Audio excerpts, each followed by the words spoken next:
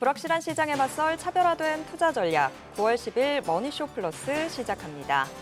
박스권 탈출이 언제 가능할지 투자자들의 걱정을 키우던 국내 증시.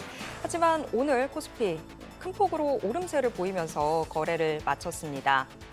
코스피는 장중에 3,317.77까지 오르면서 사상 최고치를 경신했는데요. 종가로도 또 계속해서 그 힘을 유지를 해줬습니다. 오늘 3,314선에서 거래를 마쳤습니다. 코스피 보면 외국인 매수세가 대단했더라고요. 네, 개인은 2조 원을 넘게 매도를 하면서 2조 원 넘는 건 간만에 본 것 같습니다. 외국인이 계속 매수를 하고 있네요. 특히 이제 미국에서 어저께 오라클 발표되면서 반도체 쪽 훈풍이 부는 것 같습니다. 네, 다시 한번 또 AI 쪽으로 바람이 오고 있는 것 같습니다. 지금 보시고 계신 머니쇼는 SBS BG앱과 유튜브에서 실시간 시청이 가능합니다. 더 많은 국내 주식 정보 받아보실 분들은 카카오톡 채널 머니랩 추가해 주시기 바랍니다. 그럼 오늘 증시 인사이트 출연자 모시고 자세한 이야기 나눠보겠습니다. 키움증권 투자전략팀 한지영 연구원 모셨습니다. 안녕하세요. 네, 안녕하세요. 네. 코스피 지수가 지금 내일 있을 이벤트를 바라보면서 일찍 축포를 터뜨리고 있는 것 같은데요. 네. 양도세 대주주 기준 50억 원 유지될 것 같다라는 전망이 좀 큰 것 같습니다. 오늘 시장 좀 어떻게 보셨을까요? 네, 오늘 느낌은 축포라기보다는 거의 대포를 쏜 느낌이 강하죠. 그러니까 외국인 같은 경우도 1.3조 원대 순매수를 한 것도 되게 1조 원대 넘게 순매수한 것도 굉장히 오랜만이고 또 저희가 좀 약간 답답했던 혈이 뚫린 기분입니다. 왜냐하면은 지난주까지만 하더라도 코스피가 거의 2달 동안에 3,200에서 일종의 약간 가두리 양식장 채워진 마냥 거기서 갇혀 있었는데 그거 어떻게 뚫을까 늘 한 2달 정도 고민했는데 그거를 이제 하나둘씩 좀 뚫리게 만드는 그 분위기가 조성이 되고 있는 것 같고 대주주 양도세가 일단은 단기 촉매가 된 것 같습니다. 그걸로 이제 8월 초부터 대략 한 달 넘게 방향이 정해지지 않고 일종의 불확실성이 높은 상태였는데 이제 거기에 대해서 이제 조만간에 50억 원 현행 유지로 하겠다라는 정부의 발표랑 또 여기에 더해서 뭔가 이제 취임 100일에 맞춰서 이제 증시 성과도 조금 이제 그 숫자를 맞추려고 하는지 국민 성장 펀드도 100조 원에서 150조 원까지 상회했다는 소식까지 전해졌던 게 오늘 우리나라 증시에 좀 축포 코스피 신고가 경신에 영향을 주지 않았나 이렇게 보고 있습니다. 네, 특히 오늘 하이닉스가 굉장히 많이 상승을 했잖아요. 네. 그래서 결국은 어저께 이제 오라클 실적 발표되면서 AI 거품이라고 난리 쳤던데 그쵸. 결국 AI 거품 아니라 결국 AI인가.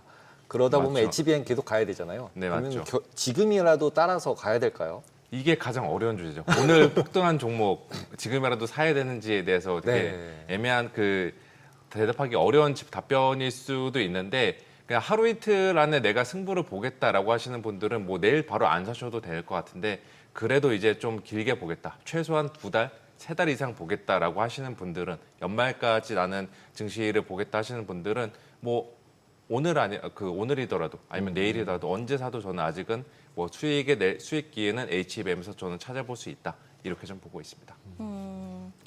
또 로봇주도 좀 얘기를 해볼까요? 로봇주는 오히려 노란봉투법이 나오고 난 이후에 네네. 좀 다른 분야들은 침체되어 있었던 상황에서 로봇주가 사실 거기서 좀 네. 힌트를 얻는 분위기였었잖아요. 이런 또 로봇주 자체만 또 힘을 받았던 게 아니라 나우로보틱스 상장 과정에서 이 상장을 주관했던 대신증권까지도 또 네. 함께 상승 탄력 받는 모습도 나타났는데 이런 거는 사실 좀 처음 보긴 했었거든요. 네, 로봇주 갔던 거는 타이밍도 되게 좋았던 것 같아요. 로봇주가 이제 8월 말 9월 초 이때 주가가 굉장히 이제 저기 화면에 나오는 것처럼 저돌 주식들을 중심으로 굉장히 시세가 셌는데 이때 상황들을 보면은 로봇 빼고 우리나라 증시에 재료가 별로 없었습니다. 네, 엔터주 좋았다가 여러모로 노이즈 있어서 주가 휘청거렸고 또 화장품주도 마찬가지로 주요 테마뿐만이 아니라 조선, 방산, 원전 저희가 흔히 말해 이거 없으면은 주식 못한다. 라는 주도주들도 8월 중순 이후로 중간중간에 순차적으로 조정을 겪다 보니까 재료는 없고 증시 투자는 하고 싶고 그때 때마침 갈망을 채워준 게 노란봉투법과 맞물린 로봇 테마였던 것 같아요. 더군다나 이제 주가 자체는 아직 조금 이제 시원치 않지만 현대차 그룹에서도 로봇 사업을 먹거리로 하는 새로운 먹거리로 드라이빙하는 그러한 좀 움직임들이 포착이 되니까 여러모로 테마 단에서 제일 부각이 될 수 있었던 게 로봇이었던 것 같고 또 엔비디아도 이제 로봇용 그 GPU 개발하겠다라는 이제 그 소식들도 같이 전해지면서 로봇주들이 셌던 거고 뭐 이것도 뭐 길게 보면은 로봇주 저희가 뭐 충분히 들고 갈 만한데 그 저희의 가진 돈은 한정적이고 그 돈을 어디에 효율적으로 배분하는지가 저는 지금 장에서 관건인 것 같아요. 그래서 지금 시점에서는 뭐 로봇 좋아하시는 분, 로봇 테마를 굉장히 유망하게 보시는 분들은 거기에 머물러 계셔도 좋을 텐데 지금 거기서 수익을 내셨다라면 일부 차익 실현하고 나서 이제 다른 좀 유망해 보이는 그 모멘텀이 생기고 있는 업종들 저희가 아까 뭐 이번 시간을 통해서도 이야기를 드리겠지만 HBM도 그렇고 조선방산과 같이 기존 주도주들도 그렇고 아니면은 그동안 다들 쳐다도 보지 않았던 이제 관세 피해 수출주들 이런 쪽들로 저희가 그 주식시장 내에 자금 로테이션, 자금 배분을 해놓는 전략도 저는 그 지금 장에서 유용한 그 투자 기회를 제공하지 않을까 이렇게 보고 있습니다. 어제 미국 시장 보면은 실제로 이제 오라클도 오라클이지만 데이터 센터 관련돼 있는 주식들도 굉장히 많이 올랐잖아요. 네네네. 그럼 우리나라도 데이터 센터 관련 주들이 다시 이제 AI 테마에 붙어서 다시 상승할 수도 있지 않을까요? 그렇죠. 그런 대표적인 게 전력기기라고 저는 생각을 하고 있고 보통 데이터 센터 쪽과 관련해서 우리나라 국내 증시에서 주목을 받았던 게 원전이란 전력기기인데 이 원전과 전력기기 주도주였잖아요. 저희가 조방, 원전 막 이렇게 주도주였는데 약간 주도주 내에서도 최근에 약간 차별화가 옥석가리가 진행되고 있는 것 같아요. 주도주라고 하는 거는 일단 내러티브가 붙으면 주도주 될 수 있는 요건이 되죠. 거기에 실적까지 같이 겸비가 되면은 이건 주도주로서 그 지위를 탄탄하게 유지할 수 있는 것 같은데 원전은 지금 내러티브는 굉장히 훌륭한데 여기에 대해서 8월 달 이후로 뭔가 살짝 잡음이 생긴 것 같고 또 실적도 아직은 여기가 되게 가시적으로 AI 쪽에서 나온다라는 느낌들을 평균적으로 받기가 없다는 느낌이 별로 없습니다. 반대로 전력기기 같은 경우는 AI 쪽 내러티브 수혜 분명히 있고 실적도 지금 뒷받침되고 있으니까 원전이란 전력기기, 데이터 센터 내에서 우리가 주도주 혹은 유망한 업종들 앞으로 뭘 들고 갈까라고 봤을 때 저는 전력기기 쪽이 조금 더 유리하지 않을까 이렇게 생각하고 있습니다. 미증시에서 조금 더 확장해서 보면 이제는 뭐 오라클이나 네비우스가 굉장히 또 주목을 받았잖아요. 네네. 그 전까지는 뭐 AI 버블이다라는 이야기도 그쵸. 있었는데 이제는 조금 흐름이 달라진 것 같아요. 네. AI 안에서도 클라우드 산업으로 좀 더 세분화되면서 이제 상승 탄력이 돌고 있다라는 생각도 네. 들었거든요. 어떻게 보셨어요? 그렇죠. AI 저희가 사실 버블이라는 거는 터지고 나서야 아는 거고 이제 그 전에는 사람들 간의 의견 교환만 이루어지는 건데 8월 달에 뭐 미국도 좀 갇혀 있고 AI주들 조금 쉬어 있다 보니까 야 얘네 주가가 지금 부진한 거는 단순히 뭐 가격 뭐 밸류에이션 부담이 아니라 여기는 뭔가 버블의 징후가 있다. 때마침 그 당시 때 뭐 저희가 복귀를 해 보면은 그 샘 올트만이 AI 시장에 뭔가 버블이 낀 것 같다. MIT 보고서에서도 뭐 5%의 기업만이 AI로 뭐 수익을 내고 낸다. 있다. 이런 식의 재료들이 등장하면서 AI 버블런에 힘을 실어줬던 건데 현재는 상황이 많이 바뀌었죠. 저희가 일단 뭐 8월 말에 엔비디아 실적 굉장히 훌륭하게 나왔고 또 이번에 오라클 같은 말씀하셨던 대로 오라클과 같은 클라우드 업체들에서도 전망을 굉장히 공격적으로 제시하고 있다라는 거는 지금 뭐 빅테크들 하이퍼스케일러라고 하는 이들 업체뿐만이 아니라 그 아랫단으로도 지금 낙수 효과가 나오고 있고 그 기업들이 투자를 공격적으로 확대하고 있다는 거는 그들도 돈 벌 자신이 있다라고 볼 수 있는 거죠. 그래서 저희가 예전에 생각해 보면은 2년 전인가 1년 전에 AI 시장이 이제 AI주가 주도주로 떠오를 때 빅테크 그 하이퍼스케일러 업체들 이제 CEO 뭐 MS랑 메타 그리고 알파벳 이런 CEO들이 얘기했던 게 과잉 투자의 리스크보다 과소 투자의 리스크가 지금은 더 크다. 네. 그게 지금 변하지 않았다라는 거고 이 말은 아직도 AI 시장에서는 돈 벌 때가 있다라고 보시면 될 것 같아요. 그래서 지금 내년도 가면 또 어떻게 될지는 모르죠. 일단 이제 뭐 이번에 그 2분기 M7 실적 시즌 때 보면은 다들 내년도까지는 캐펙스 투자 더 공격적으로 확장하겠다라고 하면서 시장이 거기에서 안도해서 주가가 지금 좋은 상태였는데 내년으로 넘어가면은 시장 참여자들은 26년의 캐펙스가 아니라 27년의 캐펙스도 과연 더 유지할까? 이거 피크한 여부를 따질 것 같아요. 근데 저희는 아직 뭐 그거를 지금 당장에 걱정할 때는 아니고 현재 연말까지 놓고 봤을 때에는 저희 가지고 있는 돈의 그 상당 부분 일부는 계속 AI 쪽에 편입을 시켜야지 저희도 시장을 따라갈 수 있고 남들과 그 수익률 게임에서 뒤처질 확률이 적다. 저는 이렇게 좀 생각을 하고 있습니다. 기본적으로 이제 지난번에 메타에서 이제 1,000억 원씩 막 연봉 주고 데려간다 그쵸, 이런 것 그렇습니다. 때문에 초인공지능이 다시 핫해졌잖아요. 네네. 그다음에 이제 네비우스 같은 경우도 네덜란드 회사잖아요. 네네. 그러다 보니까 미국 말고 원래 살 데가 없어 이러면서 약간 시비를 걸려고 했던 것 같은데 네네네. 두 군데밖에 블랙엘 사는 데 없어 뭐 이런 걸로 그쵸. 이제 사는 사람이 한정돼 있다 네. 이랬었는데 네비우스나 이런 데 다른 나라에서까지 다 사버리기 시작을 하면 왠지 엔비디아가 다시 갈 것 같은 느낌이 있어서 결국 AI가 살아날 거다로 그쵸. 이제 몰아가고 있는 그림인 거잖아요. 그쵸. 그러면 지금 저희가 한국에 우리나라 주식을 하는 분들이라면 그냥 하이닉스 말고는 대안이 없는 건가요? 아니 뭐 하이닉스가 일단은 HBM 우리나라에서 이니까? HBM 대장주이긴 한데 저는 뭐 다른 것도 그 있다. 삼성전자 진영도 봐도 된다라고 보고 있어요. 지금 우리나라 지금 그 최근에 주가를 반도체 업종 주가를 보시면은 소부장 업체들 주가가 굉장히 활발하게 움직였거든요. 이들이 움직이고 있는 거는 비단 SK 하이닉스뿐만이 아니라 삼성전자에 대해서도 주가 바닥을 잡았고 여기도 지금 업사이드 포텐셜은 시간의 문제일 뿐이지 열려 있다라는 전망들이 소부장 업체 내에 주가에 반영이 된 것 같아요. 그래서 저 같은 경우도 지금 당장 시점에서는 SK 하이닉스를 들고 가는 게 유리하긴 하지만 오늘 뭐 하루에 거의 주가가 엄청 많이 뛰어서 신고가 거의 맞아요. 부근에 간 만큼 단기 가격 부담이 있을 겁니다. 그리고 중간중간에 한 번씩 가격 부담 덜고 있는 이 과정에서 뭐 삼성전자도 저는 반도체 업종 내에서 대안이 될 수 있다라고 보고 있고 지금 9월 말고 좀만 더 길게 제 시계를 늘려서 말씀을 드리면은 4분기 연말까지 봤을 때 삼성전자 주가는 지금보다 높은 데 있을 것 같아요. 여기 같은 경우도 이제 HBM 진영에 이제 본격적으로 편입이 되는 거는 시간의 문제이지 않을까. 저희가 얼마 전에 그 젠스당 회장이랑 또 이제 삼성전 이재용 회장이랑 같이 뜨거운 포옹을 하는 거에서도 저희가 좀 유추를 할 수 있고 삼성전자 같은 경우는 HBM뿐만이 아니라 대표적인 관세 피해 수출주였잖아요. 근데 저는 이제 관세 피해 수출주들도 4분기 때에는 여러모로 그 어두운 터널을 지나가는 기회가 그 길이 열릴 거다라고 보고 있어요. 그 관점에서 봐도 지금은 큰 틀에서 반도체 ETF 같은 반도체 업종을 통째로 사는 것도 좋지만 만약에 내가 택 일을 해야겠다라고 했을 때 예전에는 제가 봤을 때 그 사람들의 그 평균적인 투자자들의 삼성전자, SK 하이닉스의 비중은 삼성전자 한 10에서 20%, SK 하이닉스 70에서 80%, 80에서 90% 이렇게 들고 있으면은 이제는 한 6대 4의 비율로 가져가지 않을까. 저는 수익 기회는 있을 거다라고 말씀드릴게요. 반레버라고 불리우는 반도체 레버리지 이런 거는 어떨까요? 네, 대한민국인이라면 레버리지로 해야 되는 게 맞긴 농담이고요. 네. 레버리지 베팅 뭐 좋을 수도 있죠. 근데 저희가 항상 이제 레버리지 할 때 대가는 상방으로도 저희가 많이 먹을 수 있는데 하방으로도 크게 터질 수가 있잖아요.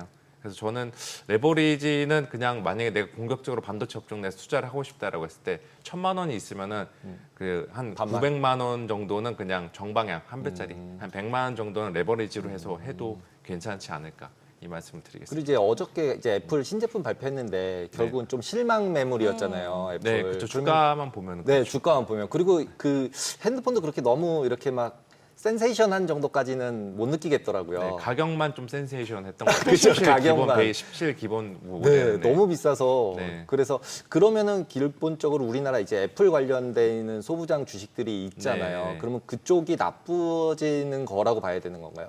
나빠지기보다는 좋아지지 기대했던 못한다? 것만큼 좋아지는 시점이 늦어질 수 늦어진다? 있겠다. 이렇게 볼 수 있죠. 애플 관련된 우리나라 밸류체인주들은 어떻게 보면 이들도 관세 피해주였었잖아요. 그쵸. 예. 근데 애플도 역시나 관세 피해주에 해당이 됐었고 그들의 이제 실적 추정치 애널리스트 분들이 실적을 올리는 그 시점이 원래는 뭐 9월 달에 빠르면 저희가 기대해 볼 수 있었을 텐데 그 시점을 좀 더 뭐 2, 3개월 밀리지 않을까라고 보고 있죠. 애플은 또 AI 관련한 평가도 다시 또 바뀌는 것 같더라고요. 구글 크롬 매각 관련한 소송 나왔을 네. 때는 오히려 애플이 더 진정한 승자다라는 이야기도 있었는데 이번에 신제품 발표에서도 실망감 있었던 부분이 AI랑 관련돼서 뭔가 더 진전된 게 없었다라는 맞죠. 부분인 것 같은데 네. 저희가 애플은 AI랑 관련해서 어떻게 봐야 될까요? 여기는 아직은 뭐 컨텐츠 킬러 그 무기가 조금 부족한 것 같아요. 뭐 얼마 전에 어디 미국의 유명한 AI 업체들 인수설 나오면서 기대감이 부각이긴 했는데 아직까지는 뭐 설에 그친 것 같고 지금 시장이 원하는 재료는 이 기업이 AI에 얼마나 깊숙이 들어와 있냐, 진영에 깊숙이 들어와 있냐 이거를 보고서 다들 돈을 베팅을 하는 게 글로벌리 나타나는 현상인데 이번에 뭐 애플 같은 경우는 아직은 AI 쪽에서는 여기는 시간 기다려야겠다 이 판단들이 좀 우세했던 것 같아요.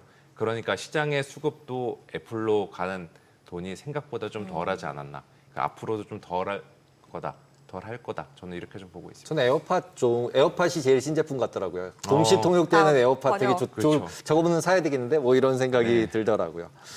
근데 이제 그리고 저희가 지금 포커스에서 보는 게 결국은 이제 뭐 인플레이션이냐 고용이냐 했다가 고용은 어저께 이제 완전히 망가져 버렸잖아요. 네네네. 그럼에도 불구하고 이제 어느 정도 시장은 좋았고 네. 그러면서 실제로 러셀은 많이 빠졌어요, 오히려. 네네. 그 얘기는 결국 경기가 침체되는 거는 침체다. 그리고 반대편에 AI로 밀어서 올린다. 이렇게 봐야 되나요? 그렇게도 볼 수 있고 아직 이 고용 결과에 대해서 시장에 좀 의견이 엇갈린 것 같아요. 그러니까 약간 긍정적으로 보는 진영, 그러니까 주가를 올리려고 하는 그 진영은 이번 고용 최근에 뭐 이번 주에 지난주부터 발표된 고용 지표들 아니 뭐 고용 안 좋아지는 거 누가 몰랐냐. 그리고 우리가 생각했던 것보다 그냥 평균적인 수준의 하향에 그쳤다. 이런 식으로 해석하면서 이 상태에서 금리 인하 하면은 경기 침체라기보다는 연준은 이제 1995년도나 98년도 혹은 이제 작년에 2014년도 9월처럼 했던 것처럼 그냥 보험성 금리 인하가 될 거다라고 보는 것 같고 반대로 안 좋게 보는 사람들은 아니 지금 초반부터 이렇게 망가졌는데 앞으로 더 망가질 일만 남았다. 연준은 금리 7월이든 아니면 올해 6월이든 진작에 내렸어야 된다. 늦었다. 정책 시기다. 이런 식으로 해석하는 것 같아요. 그래서 전체적으로 어제 같은 경우 미국 증시를 봐도 다우, S&P, 나스닥은 소폭 올랐지만 이제 러셀 같은 경우가 주가가 급락을 한 것도 그만큼 아직까지 시장 참여자들 간의 의견의 교통 정리가 되지 않았음을 시사한다라고 보고 있고 저는 개인적으로 미국의 경기 침체는 그 확률이 낮다. 낮을 거다. 그 냉각 확률도 저는 크진 않다라고 보고 있어요. 그 제가 보는 데이터가 있는데 이거 하나만 좀 간단히 말씀을 드리면은 미국의 전체적인 경기 모멘텀을 측정하는 경기 서프라이즈 지수라는 게 있습니다. 이게 소프트 데이터랑 하드 데이터를 결합해서 만든 지수라고 보시면 될 것 같은데 그게 저희가 뭐 과거의 경기 침체나 아니면 22년도 러우 사태, 2011년도 유럽 재정위기처럼 경기 전반적으로 침체는 아니더라도 냉각까지 우려가 조성이 됐을 때 그 경기 서프라이즈 지수는 평균적으로 마이너스 50포인트 이하로 내려갔었던 적이 굉장히 많았었거든요. 근데 지금 미국 막 고용 쇼크다고 뭐 침체니 뭐니 이런 논의가 활발히 오고 가고 있는 현 시점 그 지수의 레벨은 지금 플러스 20포인트대입니다. 레벨의 차이가 많이 난다라는 거죠. 여기서 뭐 레벨이 둔화 돼봤자 과거처럼 마이너스 50으로 한 번에 갈까? 저는 뭐 개인적으로 그렇게 보진 않고 이렇게 레벨이 완만하게 둔화되는 상황 속에서 연준이 금리 인하를 하면은 이거는 보험성 금리 인하가 될 확률이 높다. 저는 이렇게 보고 있습니다. 다만 이제 좀 걱정이 되는 건 이거죠. 9월 FOMC 끝나고 나서 세론이라는 물량이 나올까 봐. 예. 지금 여기 이 상암동에 있는 분들 붙잡고 다 물어보셔도 연준 25bp 금리 인하하는 거 모르시는 분도 없을 것 같아요. 예, 이미 금리 인하 자체는 사실상이 반영이 됐고 관건은 9월 달에 인하하는 게 중요한 게 아니라 과연 10월 달 그리고 12월 달 그리고 내년까지도 금리 인하 사이클을 계속 가져갈까? 그게 저는 관건이 되지 않을까라고 보고 있습니다. 연구원님은 어떻게 전망하시는데요? 저 같은 경우는 일단은 올해는 2번 정도 할 것 같아요. 9월 달, 10월 말에 있을. 저희가 원래 통상 11월 FOMC라고 하는데 네. 10월 말에 있는 FOMC 때 해서 연속으로 25bp 2번 인하하고 그 12월 달은 한번 상황을 본 다음에 내년도에 또 인하 사이클 여부를 결정하지 않을까. 이렇게 생각하고 있습니다. B컷까지는 전망 안 하시나요? 네, B컷 해줬으면 뭐 좋기는 하죠. 뭐 트럼프는 어제도 뭐 한 75, 한 100bp 인하해야 된다라고 막 이야기를 하고 있는데 지금 그렇게 B컷 이상의 금리 인하를 하면은 하루 이틀은 환호를 할 수 있을 것 같아요. 근데 한 2, 3일 정도 지나서 이제 좀 냉정을 되찾고 생각해 보면은 사람들 이 생각하겠죠. 왜 저들이 25로 한 번에 50을 인하했을까? 이거 지금 미국 경제 균열이 생기고 있을 까 약간 그런 식의 그 부정적인 신호를 전달할 리스크가 있기 때문에 지금은 그냥 9월 달에 25 하고 가는 게 시장 입장에서는 가장 무난한 시나리오가 아닐까 이렇게 보고 있습니다. 그다음에 걱정되는 게 결국 인플레이션이잖아요. 그쵸. 지금 이 상황에서 관세 때문에도 인플레이션 생기는데 그 네네. 상황에서 지금 금리 인하까지 해서 인플레이션에 불을 지르냐. 맞죠? 이게 이제 핵심 논리고 네. 그게 이제 오늘 PPI 내일 이제 CPI까지 나오면서 확인이 될 텐데 어떻게 보세요? 예, 그래서 저 참 PPI 발표 직전에 나와서 좀 부담이 돼서 제가 이거 말하는 모든 게 오늘 밤에 있을 결과값으로 인해 전부 다 바뀌겠죠. 전망이 또 무위로 돌아갈 수 있지만 그 위험을 좀 감수하고 이야기를 드리면은 PPI 인플레이션 전반적으로 뭐 높아지겠죠. 올라는 갈 것 같은데 어차피 지표에 대한 주식시장의 반응은 그 지표가 전달 대비 올랐냐 말았냐보다 우리의 생각보다 우려보다 얼마나 올랐냐 덜 올랐냐 이게 중요한 것 같아요. 지금 일단 저희가 7월달 PPI랑 CPI랑 높게 발표되면서 전체적으로 인플레이션에 대한 시장의 경계감들은 높아졌고 이 말은 이 지표가 오늘이랑 내일 PPI랑 CPI가 예상에 부합하는 수준만 나오더라도 증시는 괜찮다. 약간 이런 식의 반응을 할 것 같습니다. 그리고 중요한 게 8월 달 거, 이번 달 거 PPI나 CPI 인플레이션 이벤트를 잘 넘긴다고 하더라도 아직 뭐 게임은 끝난 건 아니라고 생각하고 있어요. 적어도 이제 10월 달에 발표되는 9월 달 데이터까지 두 달치 정도 상호 관세 충격을 좀 확인을 해야지 시장에서도 관세가 실물 경제나 아니면 그 전반적인 기업 그 소비자 인플레이션 미치는 영향들 이거를 저희가 계산 가능할 것 같습니다. 그래서 제가 25bp 인하하고 또 그 다음에 10월 달에 25 한 다음에 이후에 좀 그칠 수 연준이 잠깐 금리 인하를 중단할 수 있다라는 것도 연준 입장에서도 중간중간 한 번씩은 인플레이션 추이를 체크해 봐야 되니까 그 약간 데이터 후행적인 그들의 성향을 감안해서 이렇게 말씀을 드리는 겁니다. 네. 채권 시장도 한번 좀 이야기해 볼까요? 지난주부터 좀 유럽발 이 재정 위기들 이야기들 나오고 있는 네. 상황인데 이게 더 확전돼서 유럽발 금융 위기가 오는 건 아닌가 저는 그런 걱정도 들더라고요. 그렇죠. 장기 금리 급등하는 게 조금 이제 불안불안하죠. 왜냐하면은 10년물 말고 30년물 이상의 장기 금리가 급등한다라는 거는 저희의 생활과 직결이 되어 있잖아요. 예. 저 같은 경우도 지금 뭐 대출이자 부담으로 지금 허덕이고 있는데 여기서 금리가 더 올라가면은 제 소비 여력이 줄어들고 이게 하나둘씩 늘어나면은 전체 사회 전체적인 소비 탄력이 줄어든 그 리스크가 있는데 근데 저는 지금 최근에 뭐 미국도 그렇고 유럽도 그렇고 대부분 국가들의 장기 금리 급등은 좀 오버슈팅된 감이 있다 이렇게 좀 보고 있어요. 단순히 프랑스발 뭐 그 정치적인 불확실성뿐만이 아니라 미국도 한때 그 재정에 대한 우려랑 또 네. 연준의 독립성에 대한 우려들이 있었잖아요. 그게 장기 금리를 급등시키게 만들었는데 그래도 최근에 좀 이 일련의 그 상승 요인들이 좀 진정이 된 것 같습니다. 더군다나 이제 저희가 가장 걱정하는 거는 말씀하셨던 대로 예전에 그 남유럽 재정위기처럼 그게 유럽뿐만이 아니라 미국이나 한국으로 확산돼서. 전이되면은 이제 큰 문제인데 그래도 다행인 데이터가 국가 부도 위험 프리미엄이라는 게 있죠. CDS 프리미엄. 이거 지금 프랑스나 독일이나 유럽 쪽들 보면은 과거의 재정위기 때 비해서 현저히 낮습니다. 예. 이것들은 저희가 하나의 요인이 그 위안거리가 될 수 있다. 그래서 최근의 국채금리 급등은 단 프랑스발 정치 불확실성, 그리고 연준의 독립성 논란, 그 미국의 재정에 대한 노이즈 이런 것들이 한데 맞물리면서 오버슈팅된 측면이 있다. 저는 지금은 그렇게 바라보고 있습니다. 보통은 장기 채권 같은 경우는 이제 네. 보험사나 연기금들이 많이 가지고 네. 있었던 거잖아요. 근데 네네. 실질적으로 인구가 줄어서 네. 매수세가 좀 줄어들었다. 그래서 네. 올라가도 별 문제 없다. 이렇게 막 해석하고 싶은 생각이 들더라고요. 그게 위기가 아니라 그렇죠. 수급적인 네. 측면에서도 저는 그거 뭐 충분히 일견 가능한 해석으로 저는 생각하고 위험에서 이게 레버리지가 풀리면서 그렇게 됐다면 지난번에 이제 유럽에서 LDI 사태라는 이제 부채 연동돼 네, 있는 투자에서 맞죠. 이제 어나인딩 되면서 네. 청산되면서 막 급등하고 막 주가 폭락하고 환율 달러 강세되고 난리 났었잖아요. 네, 맞습니다. 네. 그러니까 그 상태가 그 레벨까지 이미 다 왔더라고요. 그렇죠. 네, 근데도 아무 일이 없어요. 맞아요. 그 수급으로 벌어진 이벤트들은 그 지속성은 별로 강하지는 않는 것 같아요. 그게 주식이 됐건 채권이 됐건 다른 자산이 됐건 수급으로 만들어진 가격 변화는 오래 가지 못한다. 이거는 뭐 제가 가지고 있는 생각입니다. 네. 지금 보면 또 금도 저희가 출연자분들 네. 나올 때마다 여쭤보게 되는 것 같아요. 네. 금이 예전이랑은 좀 다른 느낌이 들어서 네. 그래서 연구원님은 앞으로의 금 투자 어떻게 보시는지 네. 궁금한데요. 저도 금 보유자 입장으로서 뭐 개인적으로 많이 올라갔으면 좋겠는데 일단은 뭐 금도 지금 단기적으로 슈팅된 측면이 있죠. 그 금이 최근에 올라갔던 거는 여러모로 올라갈 만한 환경들을 제공했잖아요. 중간중간에 미국이나 뭐 다른 국가들의 경기 둔화에 대한 우려, 또 관세에 대한 불확실성, 그리고 이 관세바 인플레이션 상승에 대한 리스크, 이거를 모두 다 충족시킬 수 있는 피난처가 금이었는데 저는 뭐 그 개인적인 전망은 4분기로 가면은 글로벌 전반적으로 그 미국의 관세 리스크는 좀 둔화가 많이 될 것 같습니다. 그러면 금값도 중간에 한 번씩 쉬었다 가는 흐름들은 나올 수는 있겠죠.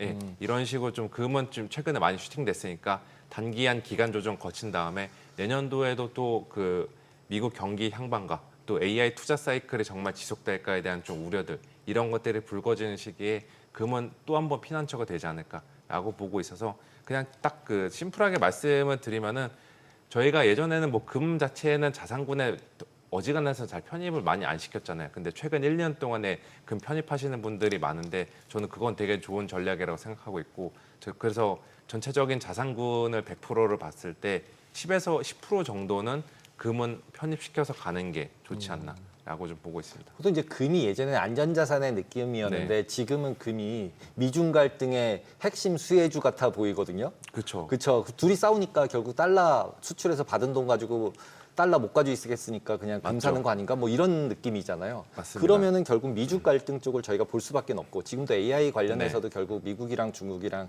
각자 도생으로 가고 있잖아요. 네네네. 각자 개발해서 각자 가자. 네. 그러고서 난 수출도 못하게 하겠다. 그러다 보니까 처음에는 그게 이제 엔비디아나 이런 영향을 좀 가격에 네네. 줬었는데 이제는 그냥 그건 디폴트다. 이러고서 더 미국은 미국대로 갈 거다. 이렇게 가는데 미국하고 중국하고 AI 주식을 지금 다 사야 된다. 뭐 이런 느낌이거든요. 어떻게 네. 보세요?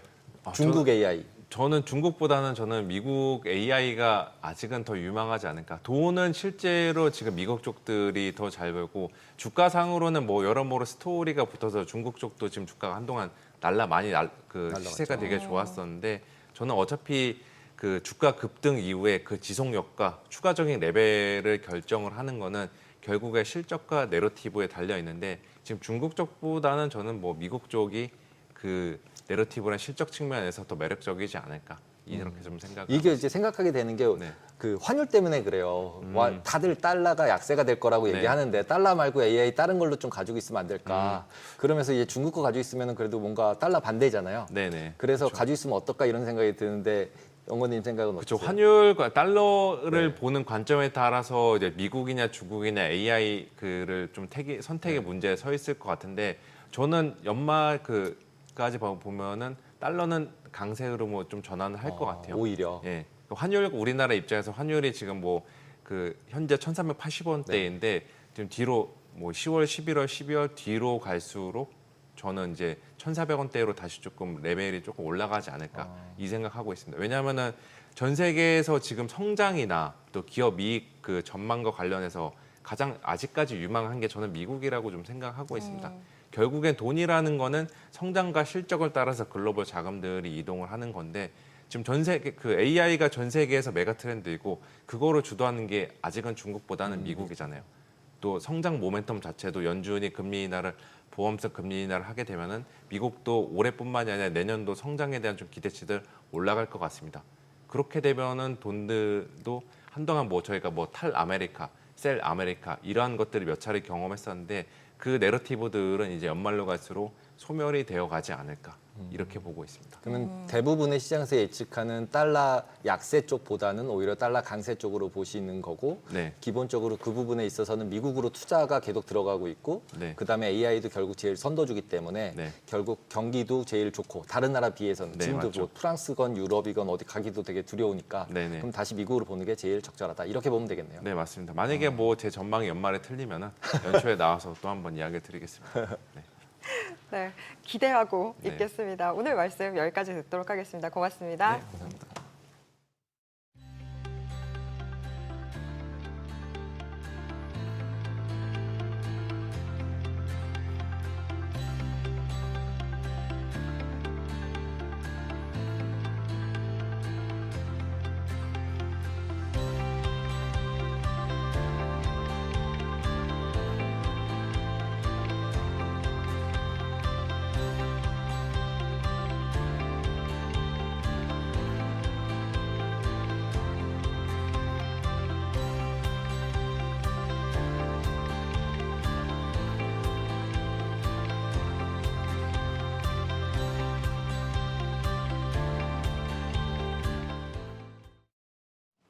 오늘장 특징주부터 뉴욕 증시 리포트까지 정리해드립니다.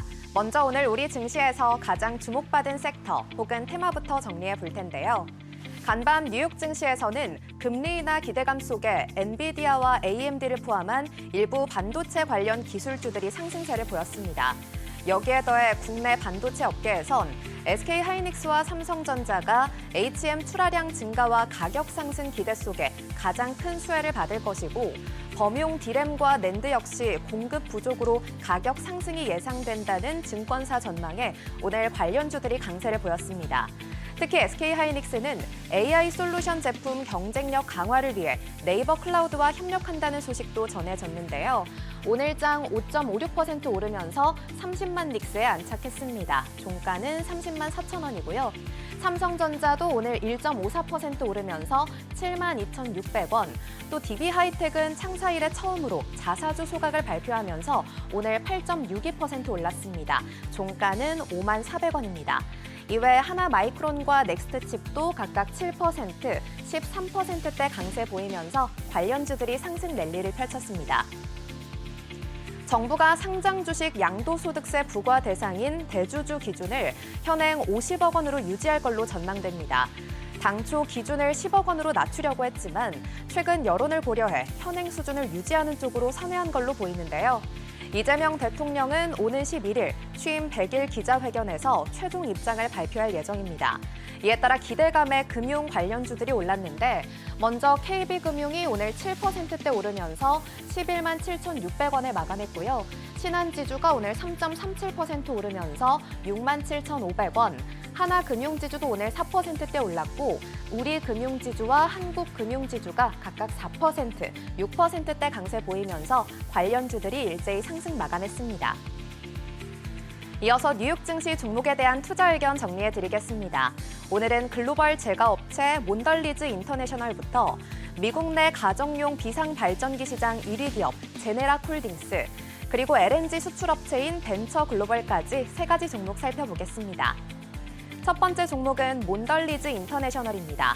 현재 주가는 62달러 선이고요. 목표 주가는 73달러 선으로 제시됐습니다. 초콜릿 제품 가격 인상으로 코코아 투입 단가 상승을 방어한 결과 2분기 매출은 약 90억 달러로 전년 대비 7.7% 증가했습니다.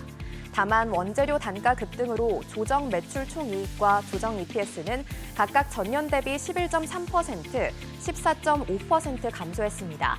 하지만 중장기적으로는 코코아 투입 단가 안정화가 예상되면서 회사 전반의 수익성이 개선될 전망인데요. 가나 정부가 2025-26 시즌 코코아 수매 단가를 63% 인상한 것도 안정적인 공급 확대에 긍정적인 요인이 될 전망입니다. 밸류에이션 측면에서도 PER이 20배 이하로 주요 글로벌 식음료 업체 대비 부담이 크지 않고 향후 마진 개선에 따라 주가도 탄력적인 상승이 가능할 걸로 분석됩니다. 두 번째 종목은 제네라콜딩스입니다. 현재 주가는 181달러 선이고요. 목표 주가는 204달러로 제시됐습니다.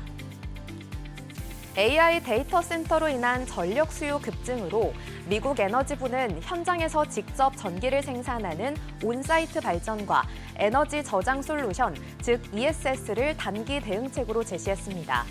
제네락은 최근 이 데이터 센터 시장을 겨냥해서 2.25에서 3.25메가와트급 고출력 발전기 신규 모델을 올해 4월에 출시하고 수주 잔고 1억 5천만 달러를 달성했는데 이렇게 기존 주택용 중심 사업에서 상업용과 산업용 제품으로 확장해서 수익성이 향상될 전망입니다.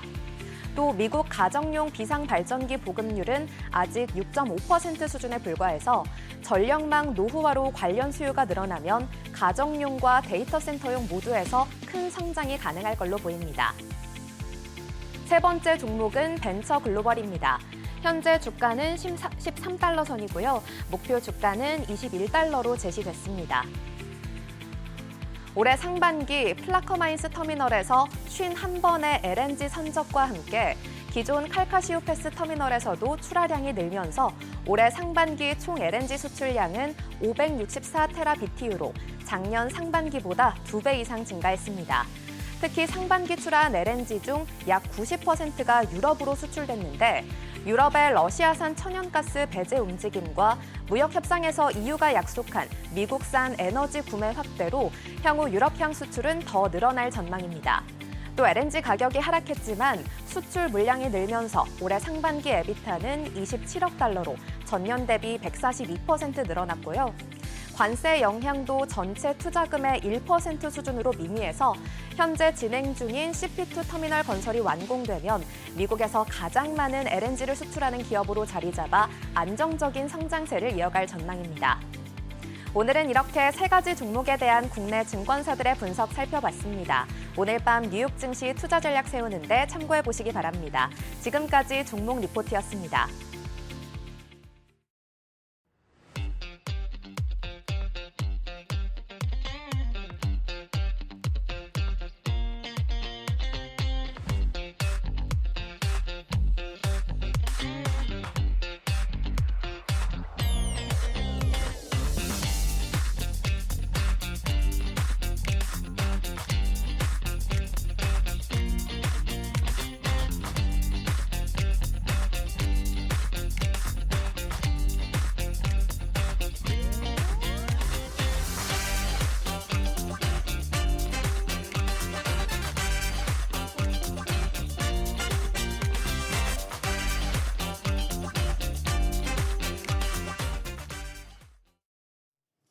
전기차 시대를 준비하던 한국차 업계가 미국에서 연이어 악재를 맞고 있죠. 네, 그렇습니다. 이민 단속으로 노동력 불안에 IRA 보조금 규제까지 관세까지 또 부활할 것 같고 한국차 업계가 고민이 깊어가고 있습니다. 네, 생산 수출 구조에서부터 미래차 경쟁력까지 이번 이슈가 어떤 변화를 가져올지 문학훈 오산대학 미래전기자동차과 교수님 모시고 자세한 이야기 나눠보겠습니다. 안녕하세요. 네, 안녕하세요. 안녕하세요. 네. 좀 전에도 뭐 속보로 미국 부금 이 전세기 출발 어렵다 이런 보도도 나오고 계속해서 이 문제가 끝날 듯 끝나지 않고 있는 상황인 것 네. 같습니다. 일단은 현대차 LG 에너지 솔루션 합작 공장 뭔가 공장 지연되는 건 어쩔 수 없는 일인 것 같고 그러면 얼마나 지연이 될지 이 부분이 좀 궁금해져요. 사실 이제 이게 공장 건설하고 생산하고 약간 좀 구분을 져서 생각을 해야 되는데 이번에는 공장을 건설하는 부분에서 이제 불법으로 이제 취업을 해서 그분들이 이제 단속이 됐던 그런 사례인데 실제 생산이 이루어지는 부분에는 문제는 없어요.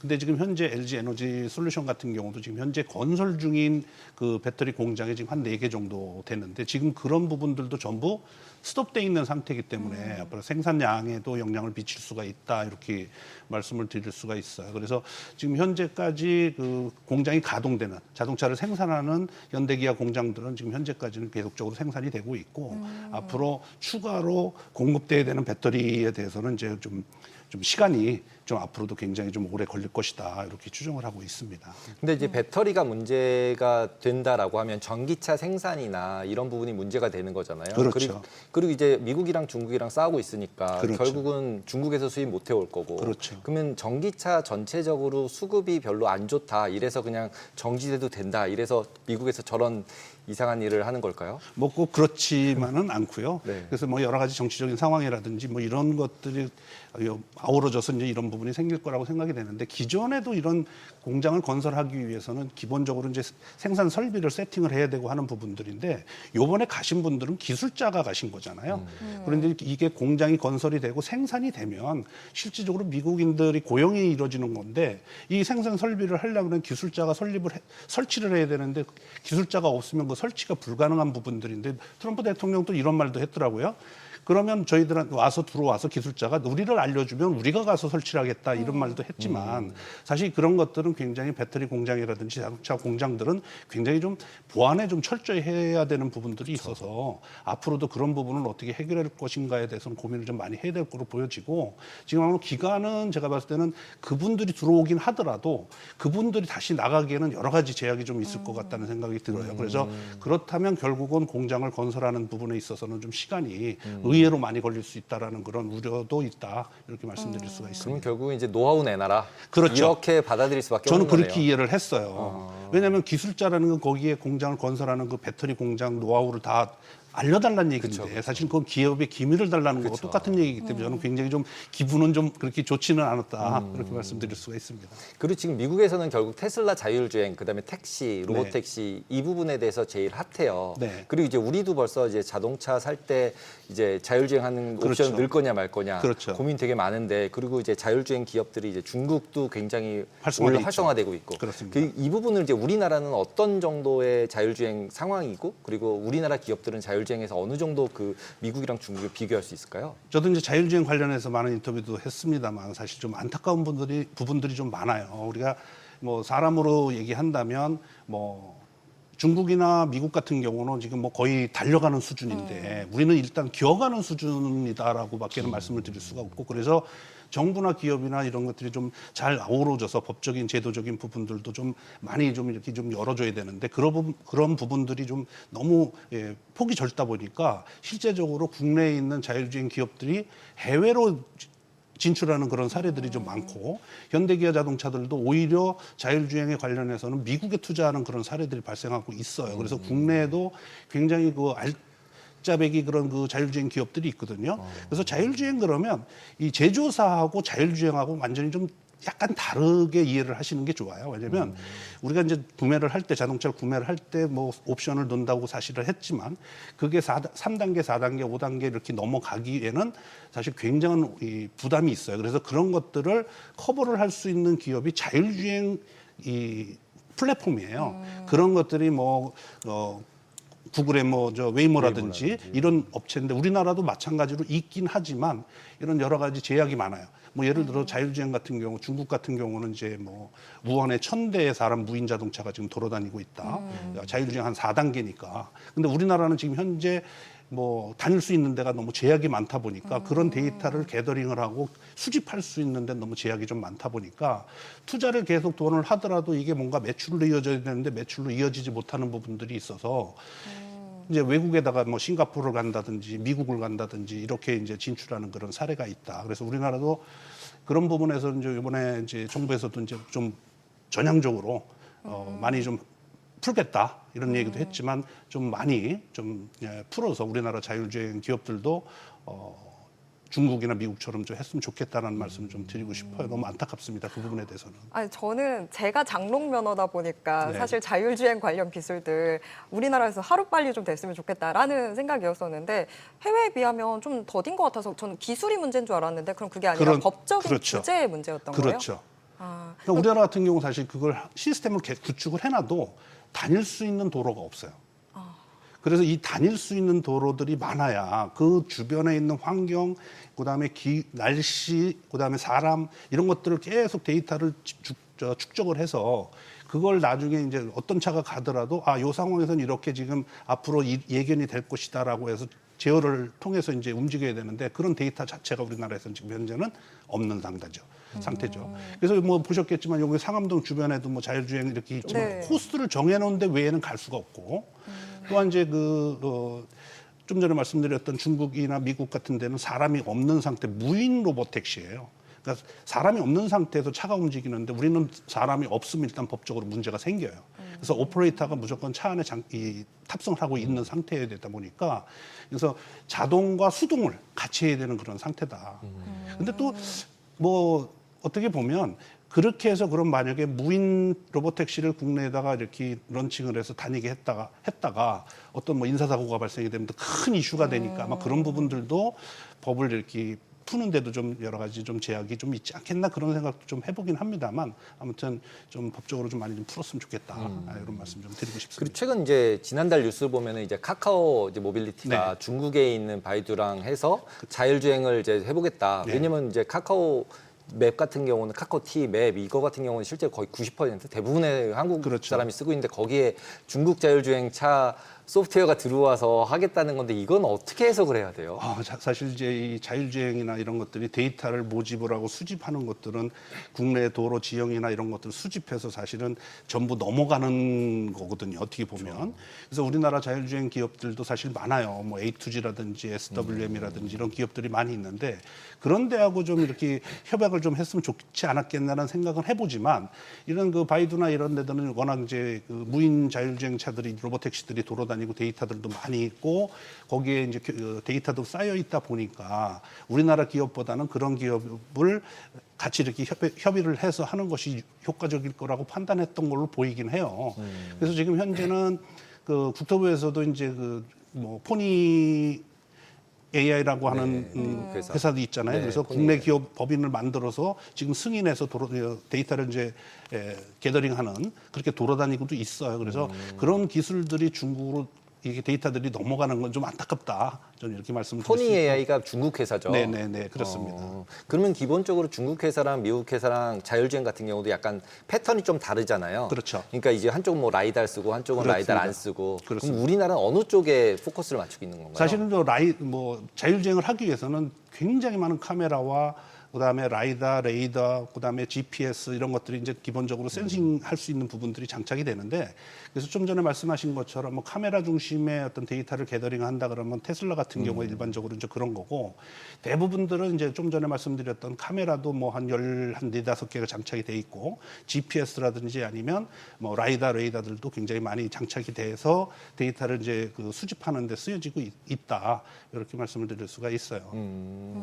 그러면 지금 상황에서 저희가 자율주행 옵션을 사야 되나요, 말아야 되나요? 지금은 그래서 이제 그거는 이제 일반 소비자들이 네. 약간 헷갈릴 수 있는 부분들이 자율주행에 관련된 부분들이 좀 어느 정도까지 우리가 구매를 해야 되느냐 그러는데 그런 거를 우리는 뭐라 그러냐면 ADAS라고 그래요. 그래서 운전자 안전 보조 시스템이 지금 현재 기본적으로 차에는 다 탑재가 돼 있고 그것만 쓰셔도 뭐 그렇게 운전하는데 불편하거나 그러지는 않아요. 근데 완전 아까 아나운서님도 말씀하셨지만 완전 자율주행차 사람이 없는 무인 로봇택시를 탈 때 과연 이거 마음 놓고 탈 수 있을까? 이런 우려도 없잖아 있을 수가 있거든요. 그래서 아직 갈 길은 멀지만 우리나라 기술이 좀 많이 좀 진전이 된다면 뭐 중국이나 미국의 견주어도 이렇게 떨어지지 않을 것이다. 저는 이렇게 생각을 합니다.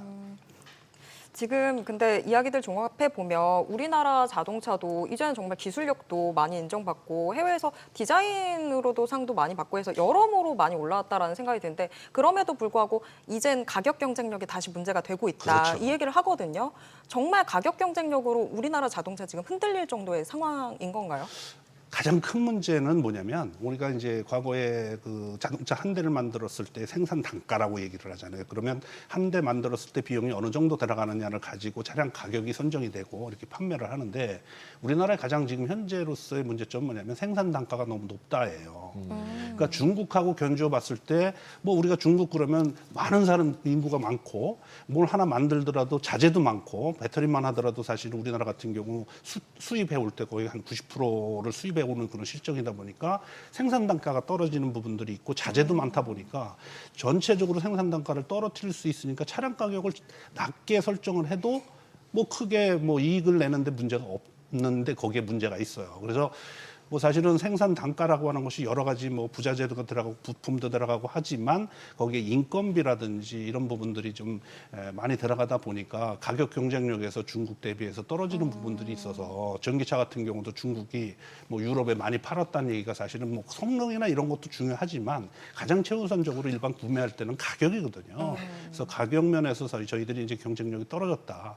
언제까지 뭐 품질만 우리가 품질이 좋다 하는 건 다 인정을 하지만 일반 소비자들이 살 때는 품질이 좋은 것만 가지고 구매하지 않거든요. 그래서 가격 경쟁력을 높이려면 사실은 이제 좀 사람이 좀 덜 생산 라인에 좀 덜 들어가야 되는데 또 고용이라는 문제도 또 있다 보니까 그래서 미국에도 지금 그 현대자동차 공장에도 거의 로봇이나 거의 뭐 무인화로 지금 그 생산이 되고 있는 실정이다 보니까 그러면 고용에도 우리나라도 문제가 생길 수밖에 없는 그런 실정이고 그런 것들이 현실적으로 나타나는 것들을 가만히 살펴보면 실제 현대기아가 생산해서 만들어낸 초월 글로벌 생산량에서 실제 우리나라 생산량에서 찾아보면 사실 수출되는 것들이 한 7대3 정도. 그러니까 7 정도가 지금 해외로 이제 나가고 있는 글로벌 시장으로 나가서 생산이 되고 있는 실정이에요. 그렇지 않으면 사실 생산해서 이걸 맞추기 어려워요. 뭐 소나타 택시 아시죠? 뭐 이렇게 이름을 거명해서 뭐 괜찮은지 모르겠습니다만 이게 지금 중국에서 그 현대에서 중국 현대 공장에서 만들어진 택시가 지금 국내로 들어오고 있어요. 이런 실정이라고요. 왜냐하면 택시 같은 경우 약간 저렴하기도 해야 되잖아요. 일반 판매를 하려면. 그래서 그런 부분들이 좀 아쉽다. 네. 그래서 자동화로 갈 수밖에 없는 현실이다. 네. 그래도 다행히 이제 현대자동차 같은 경우는 이제 노사 협의가 이제 이루어져서 네. 그나마 노란봉투법 때문에 이제 이슈가 될 거라고 되게 걱정 많이 걱정했죠. 했는데 네. 다행히 이제 협의가 된 건데 그러면은 이제 노사 부분에 있어서도 어느 정도는 이제 인식이 이루어지고 있다고 봐야 되겠죠? 그래서 이제 이 협의를 할 때는 보면 이제 노조 입장에서는 노조 입장에서는 그러면 우리도 경영의 일부를 참여하면 좋지 않겠냐. 왜냐하면 자꾸 생산량이 밖으로 외부로 나가는 것에 대해서 그럼 자기 일자리들이 줄어드니까 좀 다 나가면 그럼 우리 한국 사람들은 어디서 일하냐 뭐 이런 얘기도 있습니다만 근데 그게 지금 현상적으로 봤을 때 그렇게 하지 않으면 생존 자체도 위험한 상황이 생기거든요. 그래서 노조 부분들도 좀 전향적으로 같이 살 수 있는 이 상생할 수 있는 부분에 대해서는 좀 연구를 좀 많이 했으면 좋겠어요. 경영진이나 아니면 노조들도 서로 상생할 수 있는 방법이 뭐냐 서로 이렇게 대립하지 말고 저도 뭐 자동차 제조사에서 근무를 했습니다마는 그런 부분들이 늘 안타까운 부분들이 있어요. 그래서 좀 상생할 수 있는 이제 글로벌 회사로서 키워갈 수 있는 부분들이 노사 상생이 좀 아주 중요하다고 저는 생각을 합니다. 그리고 이제 보통 저희가 이제 자동차를 구매할 때 비교할 때 보면 이제 전기차 살까 가솔린차 살까 이제 고민을 하잖아요. 그렇죠. 그런데 최근도 그렇고 연비 때문에 계속 하이브리드 얘기를 하고 하이브리드 같은 경우가 전기차가 가기 전에 이제 그렇죠. 충분히 쓸 수 있다. 그리고 그거는 이제 현대차랑 일본 차밖에는 없잖아요. 없죠. 네. 그러니까 충분히 경쟁력이 글로벌하게 있다. 이렇게 보는 시각도 있더라고요. 그래서 실제 미국에서 판매되는 수량 이게 우리가 관세 문제도 있었지만 실제적으로 미국에서 판매가 조금 이렇게 좀 올라간 이유 중에 하나가 요 하이브리드라든지 이런 내연기관이 없어지면서 하이브리드로 전환시켜서 하이브리드 차량들이 많이 판매된 부분들도 있어요. 그래서 하이브리드가 사실은 중간 역할을 하는 것도 있지만 또 전기차 같은 경우도 우려도 있잖아요. 뭐 여러 가지 뭐 뉴스를 다 불나는 거. 보셨겠지만 뭐 불이 난다든지 뭐 이런 부분들이 있어서 안전에 좀 이게 위험한 거 아니냐라는 사실 분들도 계시긴 하지만 사실 그런 거는 전기차가 지금 우리나라에 한 68만 대 정도가 판매됐는데 실제적으로 그런 케이스가 그렇게 많지는 않아요. 그러니까 안전에 크게 문제가 없다. 뭐 이렇게. 근데 뭐 사실은 당하신 분들은 뭐 그거 안전에 문제가 있다라고 말씀하실 수는 있지만 그 정도로 안전할 수 있도록 시스템들도 구축을 하고 있어서. 근데 다만 이제 하이브리드 같은 경우는 어찌 됐든 이 휘발유나 이런 거를 이제 연료를 소모가 돼야 되는 부분들이 있어서 일반 소비자분들이 약간 좋아하기는 해요. 또 충전하는 불편함도 없고 이제 그래서 쓰기는 합니다만 결국 저는 이제 이게 트렌드 자체가 하이브리드에서 전기차로 시대적 변환을 통해서 전기차로 많이 이렇게 가지 않을까 저는 이렇게 생각을 합니다. 수소차는요? 수소차에 대해서 저는 이렇게 약간 좀 반감을 갖고 있는 부분들이 없잖아 있는데 수소차가 지금 현재 현대 한 차종만 지금 나오고 있어요. SUV에서.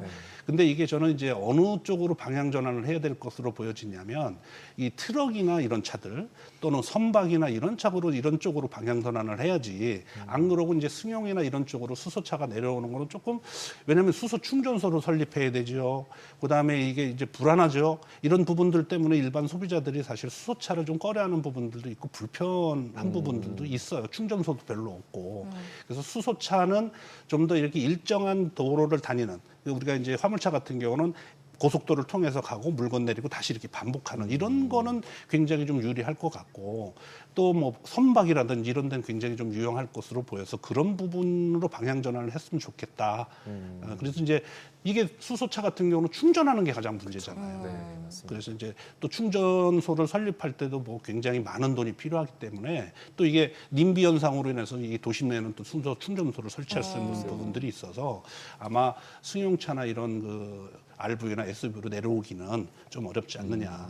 그래서 우리나라도 이 수소 경쟁력이 지금 굉장히 좋아요. 그렇죠. 그래서 그런 쪽으로 제가 말씀드린 것처럼 트럭, 화물차, 선박 뭐 이런 쪽으로 좀 방향 전환을 했으면 좋겠다 이런 말씀 좀 드리고 싶습니다. 네, 교수님 오늘 말씀 여기까지 들어야 될 것 네. 같습니다. 네, 고맙습니다. 감사합니다.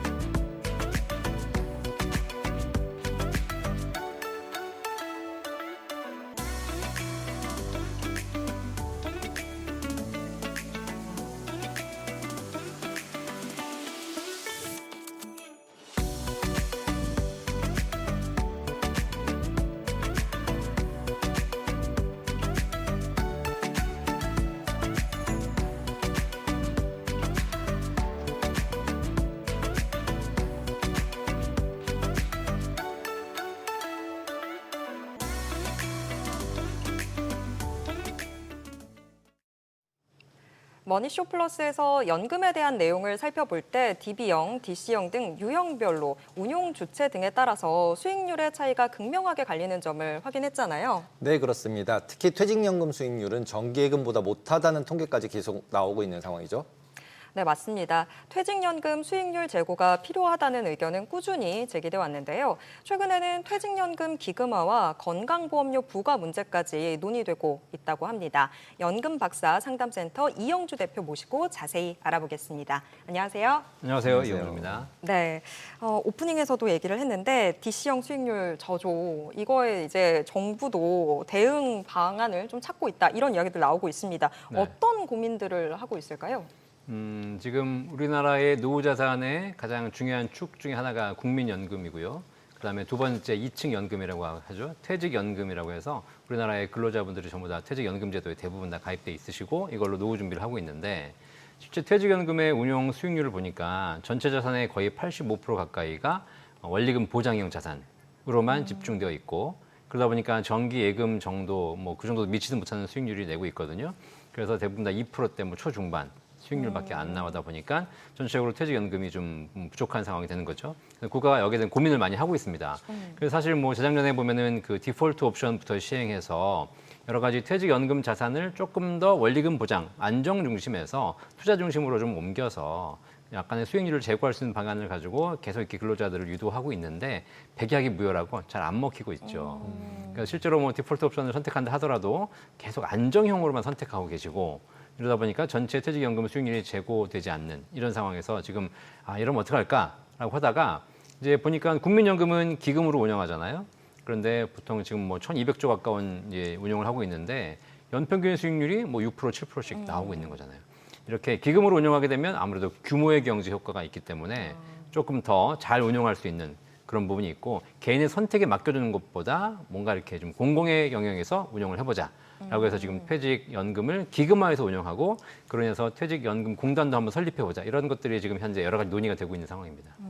그러면 일반적으로 퇴직연금 같은 경우는 일단은 개인한테 줬을 때 결국 운용을 안 하더라. 네. 그래서 그걸 끌어내서 결국 투자에 넣어서 주식시장을 부양을 좀 해보자. 네. 이런 의도도 약간 있어 보이는데 네. 보통 이제 이렇게 됐을 경우 어떤 과정을 거쳐서 그렇게 퇴직연금을 기금으로 바꿔서 운용하던가 이런 게 될 수 있는 건가요?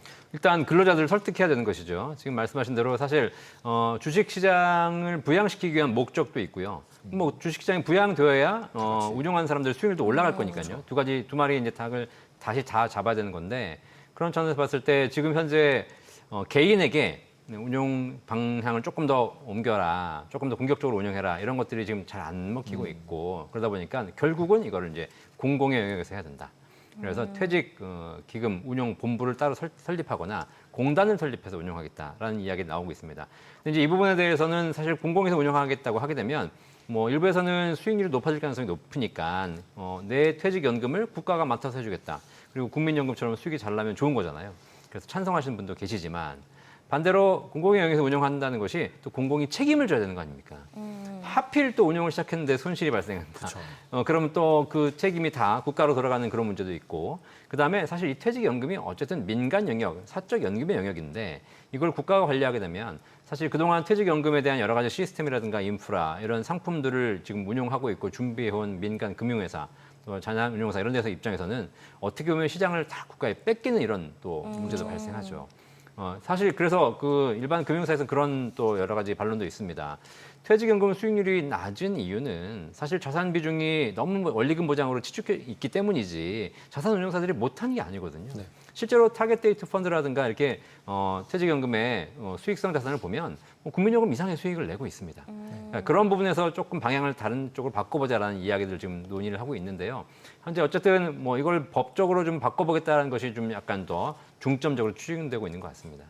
보통 이제 기업 쪽에서 아까 말씀하셨듯이 어떤 자산운용사 지정하고 OCIO 뭐 이런 걸로 해서 운영하려고 하고 있잖아요. 네. 근데 그거를 정부에서 내가 강제로 하겠다 그러면은 내가 잘하고 있는데 왜 네가 가져가서 하려고 그러냐 뭐 이렇게 네네. 나올 가능성도 굉장히 많잖아요. 그렇죠. 그걸 이제 강제로 둘지 뭐 선택으로 둘지는 모르겠지만 근데 사실 지금 기금 운용이 일반적인 대부분의 근로자 입장에서는 사실 뭐 그렇게 또 뭐 나쁜 건 아닙니다. 왜냐하면 대표적인 사례가 지금 국민연금도 있지만 중소기업 30인 이하의 사업장들을 위해서 퇴직연금을 별도로 근로복지공단에서 운영하고 있는 중소기업 퇴직연금 제도가 있거든요. 푸른 씨앗이라는 제도가 있습니다. 푸른 씨앗.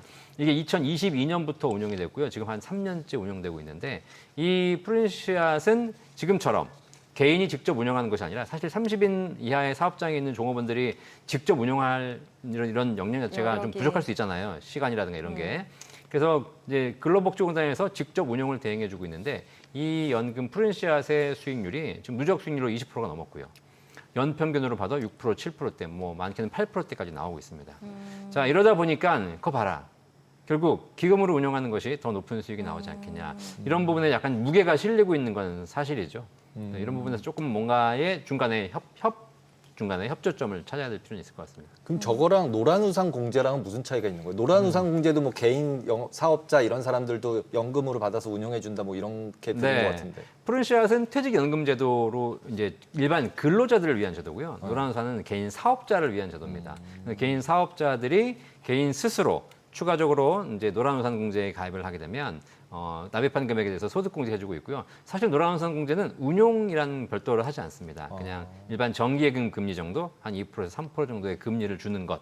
그럼 DB랑 비슷한 거예요? 그렇죠. 노란우산은? 근데 대신에 이제 개인이 불입하는 것이기 때문에 뭐 열심히 뭐 그 소득이 올라간다 그래서 쌓이는 게 아니라 개인이 불입한 돈에다가 은행 적금처럼 꾸준하게 은행 이자를 쌓아서 나중에 그거를 일시금 또는 연금으로 받을 수 있는 이런 제도를 만들어 놓은 거죠.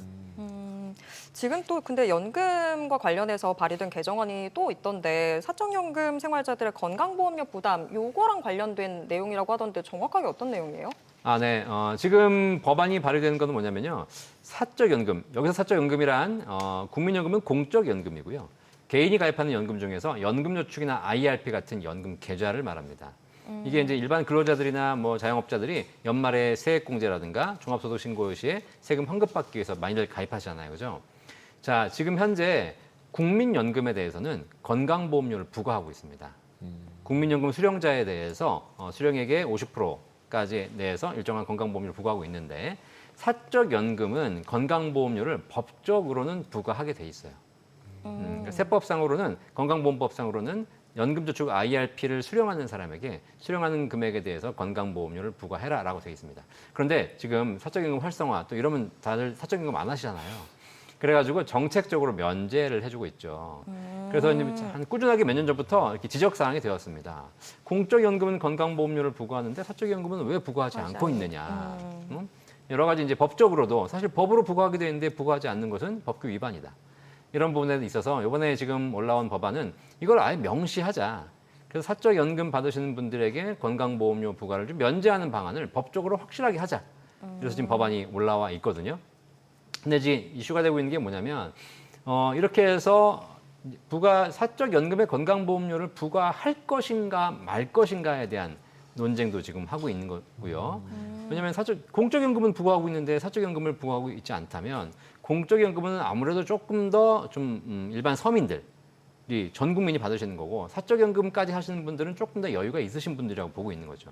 그래서 이분들에게 부과를 해야 되느냐 말아야 되느냐 보고 있는 것이고 두 번째 이슈가 뭐냐면 사실 건강보험료를 우리가 월급 받을 때 건강보험료를 냈잖아요. 그렇죠. 건강보험료는 낸 돈으로 우리가 그 사적연금을 불입했거든요.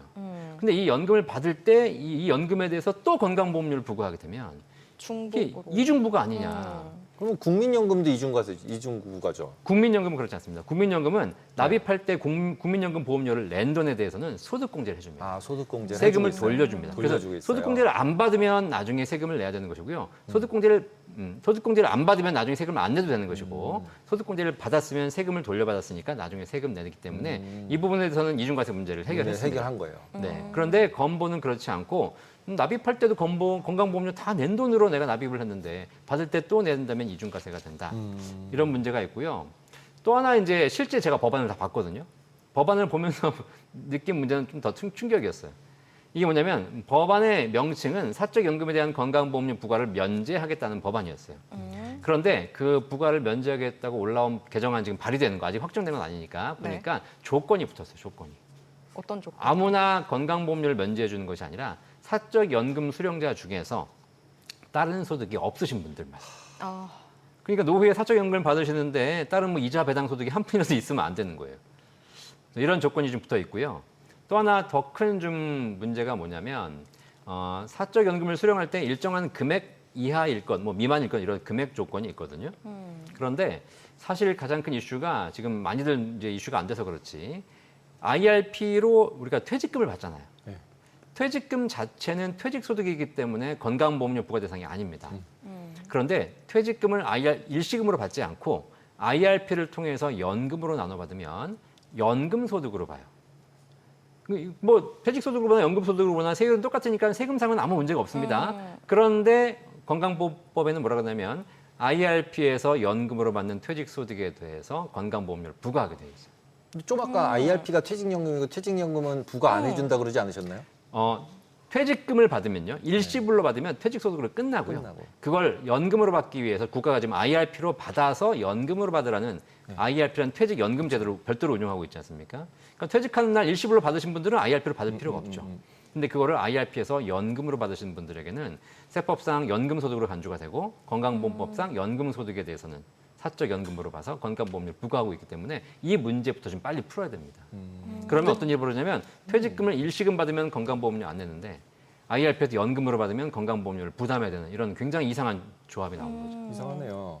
그러면 좀 아까 개인연금하고 퇴직연금은 현재는 부과하고 있지 않다 이렇게 얘기를 해주셔서 웨이브 해주고 있고 그거를 네. 이제 이중과세 이것 때문에 법안을 내서 이제 이거는 그냥 세금 빼주겠다 이렇게 얘기를 하셨는데 IRP에서는 또 띄고 있어요. 현재는 안 띄고 있습니다. 현재는 안 띄고 있어요. 정책적으로 다 면제하고 있기 때문에 아무 문제가 없는데 만약에 이제 법안이 발의가 되고 법안이 확정이 돼버린다면 면제를 해주겠다는 조건은 있으나 면제를 해주겠다는 조건은 그 이외의 조건은 다 부과하겠다라는 거잖아요. 우리가 법안들 잘 봐야 되는 게 뭐냐면 이 조건을 잘 봐야 됩니다. 네. 법이 생긴다는 얘기는 그 법을 지키지 않는 이외의 것들은 전부 다 또 다른 조건이 해당된다는 거거든요. 그래서 우리가 좀 연금을 조금 지금 이게 정책에서 법을 위반하시는 분들이 연금에 대해서 조금 더 깊이 있게 좀 보시면 그런 부분들을 사전에 좀 해결할 수가 있겠죠. 공부라는 게 아니라 약간 먼저 더 띄고 싶어서 이렇게 만드는 거 아닌가요? 그러니까 그런 오해를 불필요한 오해를 사는 겁니다. 사실 원래 국민들이 사적연금을 많이 준비할 수 있도록 지금 법안을 만들고 있다는 것이 의도인 것처럼 보이는데 실제 나온 법안을 보면 오해를 할 수 있는 부분이 생기는 거죠. 지금 말씀을 해주시니까 그런 부분을 살펴봐야겠구나라는 건 알겠는데 이렇게 되려면 어떻게 공부해야 돼요? 네, 뭐 사실 이렇게 연금에 대해서 일반인들이 다 공부하실 수는 없는 거고요. 그래서 이제 이게 전부 법입니다. 저도 사실 법 전문가가 아닌데 끊임없이 연금에 대해서는 법조항을 살펴보고 되게 복잡하거든요.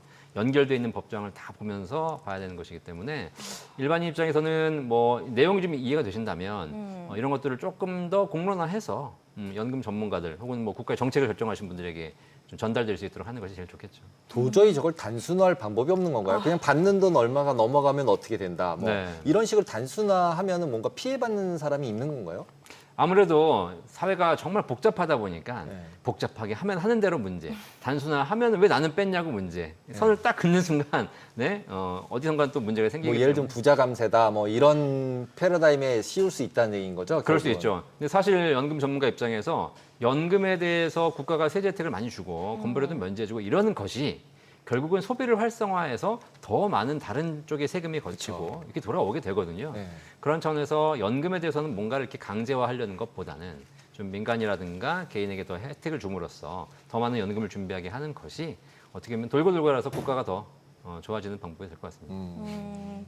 어차피 지금 또 사적연금 얘기 나온 김에 네. 공적연금은 계속해서 우리가 저 어릴 때부터 들었던 게 뭐 얼마 안 있으면 기금 다 고갈된다 이 네. 얘기 꼭 나왔었거든요. 네. 이게 계속되고 있다 보니까 그런 측면들이 사적연금으로 좀 눈이 돌아가게 하지 않나라는 생각이 드는데 네. 어떻게 보실까요? 뭐 사실 기금이 고갈돼 있는 것은 현재 제도로라면 2055년, 뭐 65년 이때 기금이 고갈이 확정돼 있는데요.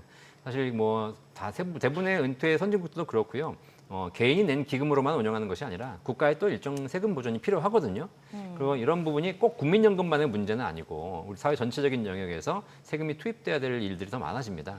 그러니까 국민연금이 기금이 고갈된다고 해서 못 받는다라고 생각으로 불신하시는 건 아닌 것 같고, 예, 그래서 일단 우리가 가장 일층적인 연금제도, 국가가 보장하는 연금제도는 기본적으로 준비하시고, 그리고 추가적으로 여유가 있으신 분들이 사적연금도 충분히 준비해 가시는 것, 이것이 좀 현명한 노후를 준비하는 것 같고요. 국가가 지금 이거 말고도 여러 가지 제도를 통해서 연금을 받으시는 분들에게 세제를 완화하려고 노력은 하고 있거든요. 네, 그런 것들 조금 더 이렇게 좀 밀접하게 잘 진행되기를 바라는 거죠. 그러면 기본적으로는 확실하게 그냥 젊은 분들한테 얘기를 할 때는 국민연금은 망해서 못 받을 일은 없을 거다. 이렇게 확실하게 얘기할 수 있는 거죠. 네, 뭐 망해도 네. 못 받을 일은 없고요. 없다. 국가가 메꿔 줄 거다. 고갈이 네. 돼도. 아, 그럼요. 그러니까 네. 걱정하지 마라. 그리고 무슨 법에 명시가 되면 받을 수 있고 명시가 안 되면 못 받는다 이렇게 얘기하시는 분들이 계신데 네. 법에 명시가 돼도 못 줄 상황이 되면 못 주는 거잖아요.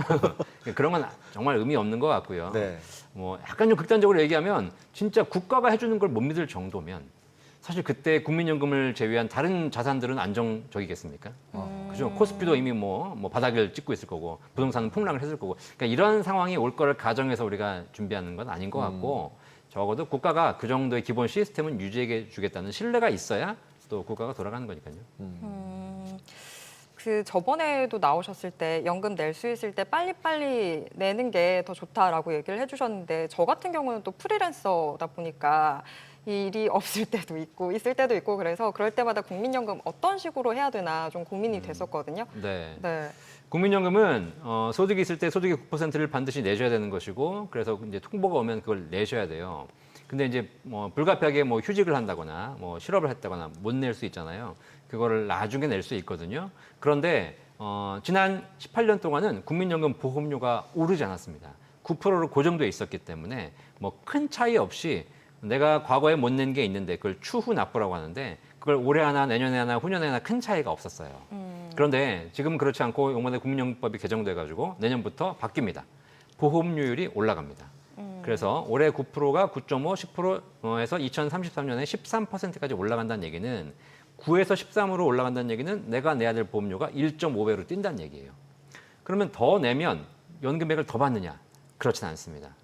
공적 제도는 그렇거든요. 그래서 혹시라도 과거에 못 냈거나 이런 부분이 밀려있는 부분이 있으시다면 이제는 더 이상 미룰 때가 아닙니다. 올해 끝내셔야 됩니다. 올해 다 내야 돼요. 네, 내실 수 있으면 올해 다니시는 게 좋고 만약에 내실 수 없다면 올해 신청을 하고 분납을 하는 방법을 선택하셔야지. 내년 후년으로 계속 미루다가는 연금 받는 금액은 차이가 없는데 내는 부담 보험료가 더 많이 오르게 돼 있어요. 분납의 경우에는 어느 정도까지를 추천을 하세요? 60회까지 분납이 가능하고요. 네, 그건 이제 상황에 따라 약간씩 기간의 차이가 있거든요. 최대 60회까지 분납이 가능합니다. 그래서 뭐 예를 들면 내가 1,000만 원 내야 된다. 그러면 100만 원씩 10회로 나눠도 되는 것이고 뭐 20만 원씩 50회로 나눠도 되는 것이고 다만 분납을 하신 경우는 나눠 내셔야 되기 때문에 약간의 이자가 가산이 됩니다. 근데 그 이자율이 높지는 않고요. 정기예금 이자율 한 1%, 2% 정도가 가산이 되니까 큰 부담은 아니시니까. 최대 금액이 얼마죠? 국민연금 낼 수 있는 최대 금액이 있지 않나요? 지금 매년 7월에 그 최고 상한선이 인상되고 있거든요. 지금 57만 7천 원이 개인이 부담할 수 있는 최고 보험료고요. 월이죠. 월. 이것이 국가 이제 기업 근로자들은 회사가 절반을 부담해주고 있지만 자영업자들은 본인이 다 내셔야 되는 거죠. 네. 오늘 말씀은 여기까지 들어야 될 것 같습니다. 고맙습니다. 감사합니다. 네. 앵커님은 이제 오늘 밤 뭘 보고 계신가요? 일단 뭐 저희 아까도 얘기했던 PPI 어떻게 나오는지 봐야 될 것 같고요. 그게 어느 정도만 기대 수준만 나온다면 그래도 계속 상승하려는 힘이 강해 보입니다. 저희의 예상 밖을 벗어나진 않겠죠? 두고 봐야겠죠. 네. 모든 투자 판단의 책임은 투자자분들께 있다는 점 알려드립니다. 머니쇼 오늘 여기까지입니다. 여러분의 모든 경제 SBS 비즈가 함께하겠습니다. 저희는 내일 오후 3시 30분에 다시 찾아뵙겠습니다. 고맙습니다.